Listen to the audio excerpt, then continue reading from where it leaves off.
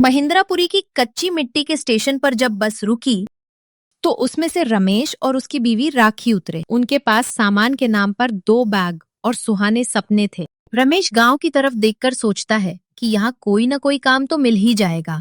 सबसे पहले रहने के लिए वे एक घर किराए पर ले लेते हैं। तभी रमेश राखी से कहता है, मैं जानता हूं ये घर थोड़ा पुराना है, पर हम दोनों अपनी मेहनत से इसे अच्छे से सजा लेंगे। बस काम मिल जाए। काम तो मिल ही जाएगा, आप टेंशन क्यों ले रहे हो? आप बैग रख दो, मैं चूल्हा जला देती हूँ। राखी थोड़े बहुत राशन से खाना बनाती है। खाना खाने के बाद शाम होते ही रमेश काम की तलाश में बाजार आ जाता है। कभी वो ढाबे पर काम मांगने जाता तो कभी चाय की दुकान पर। थक हार कर रमेश एक बिरयानी वाले के पास जाता है। सेठ जी, क्या कोई काम मिलेगा आपके पास? काम मिल जाएगा। गोदाम से चावल की बोरियां उठाकर लानी होंगी और मसाले पीसने होंगे। उसके लिए मैं तुझे 100 रुपए दिन के दूंगा। बोल, करेगा? जी सेठ जी, बिल्कुल करूंगा। तो चल फिर लग जा काम पर। रमेश काम पर लग जाता है। गर्मी में वो चावल की भारी भारी बोरियां ढोने लगता है। बोरियां ढोने के बाद रमेश को घंटों मसाले पीसने पड़ते। मसालों की तेज धास से उसकी आंखों में आंसू आने लगते। ओए लड़के, मसाले बारीक पीस, वरना बिरयानी में स्वाद नहीं आएगा। और इतना हाथों को जल्दी चला ले। हाँ सेठ जी, बस कर रहा हूँ। सेठ रमेश की मजबूरी का फायदा उठाकर उससे हद से ज्यादा काम करवाता था। सेठ जी, मैंने आज का सारा काम कर दिया। अगर कोई और काम करना हो तो बता दो। दुकान पर ग्राहक आ रहा है और तुझे जरा भी दिमाग नहीं है।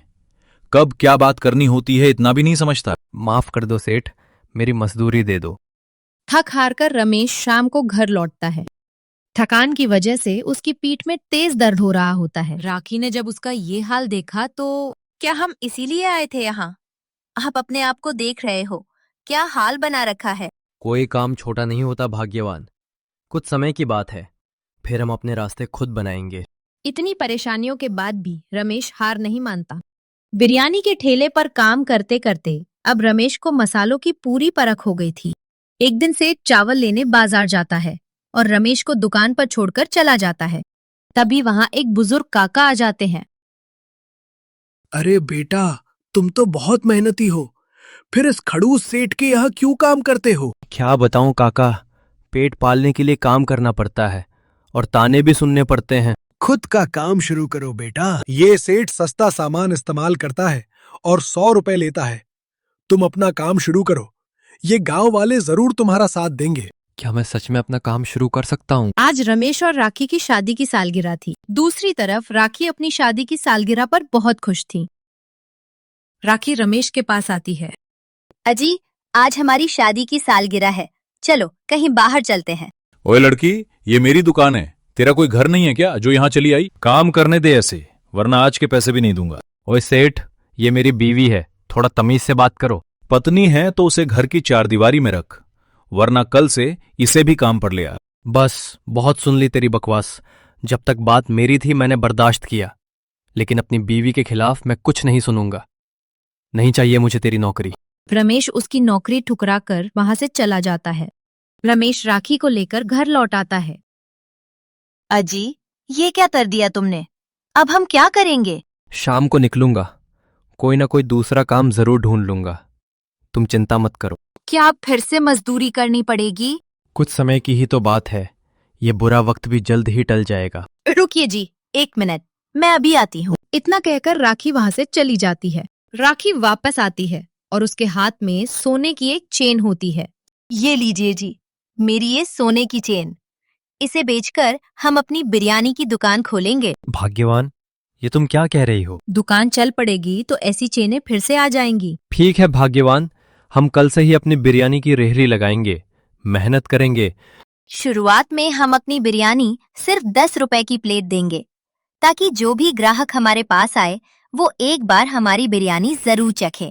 हाँ भाग्यवान, ताकि गरीब से गरीब इंसान भी हमारी बिरयानी का स्वाद चख सके। दोनों अपना ठेला लगाने का इरादा पक्का कर लेते हैं। अगले दिन रमेश अपनी रेहड़ी उसी चौक पर लगाता है जहां वो पहले काम किया करता था। ओए नौकर, तेरी इतनी हिम्मत कैसे हुई कि तू मेरी रेहड़ी के बगल में अपनी रेहड़ी लगा रहा है? मैं यहाँ सरपंच साहब से पूछकर ही अपनी रेहड़ी लगा रहा हूँ। लगा ले, यहाँ बस मेरे ग्राहक ही आते हैं। यहाँ तो तू बस मक्खियां ही मरेगा। रमेश उसकी बातें सुनकर मायूस हो जाता है।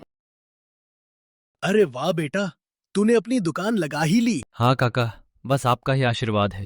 अच्छा, ला फिर मुझे भी एक प्लेट खिला दे बेटा। अभी लीजिए काका, गर्मा गर्म चिकन बिरयानी। अरे वाह बेटा, क्या स्वादिष्ट बिरयानी बनाई है तूने। दिल खुश हो गया।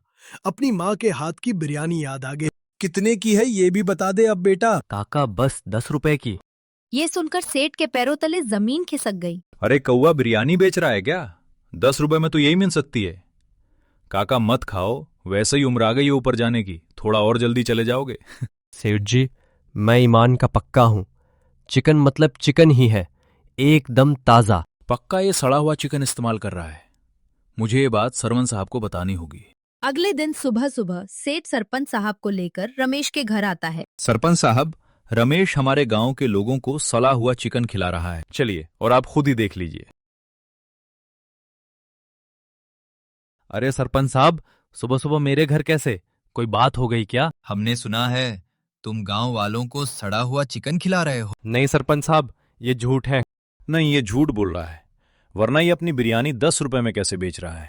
अभी हमने खाना जांचने वाले को बुलाया है, वो सब दूध का दूध और पानी का पानी कर देगा।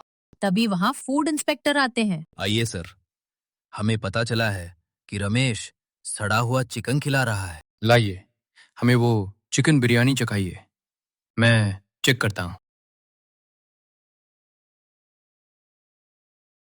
नहीं सरपंच साहब, ऐसा कुछ नहीं है। चिकन और चावल की क्वालिटी काफी अच्छी है। सेठ गिदड़, झूठे आरोप लगाने के लिए तुम्हें 5,000 रुपए का जुर्माना देना होगा और तुम 1 महीने तक अपनी रेडी नहीं लगा सकते। सरपंच साहब, ऐसा मत कहिए, मेरे बीवी बच्चे हैं। हमें कुछ नहीं सुनना। सेठ को अपनी बातों पर अफसोस होने लगता है। रमेश, तुम ही कुछ कहो ना। मैं अपनी गलती मानता हूँ, घमंड में अंधा हो गया था। अगर 1 महीने तक भी कोई कमाई नहीं हुई तो मेरे बीवी बच्चे भूखे रह जाएंगे। सेठ जी, मैं तो माफ कर देता, लेकिन आपने मेरी बीवी, मेरे घर की लक्ष्मी का तिरस्कार किया था, वो मैं कभी नहीं भूल सकता। रमेश, ड्रामे हो गए, चलो अब यहां से।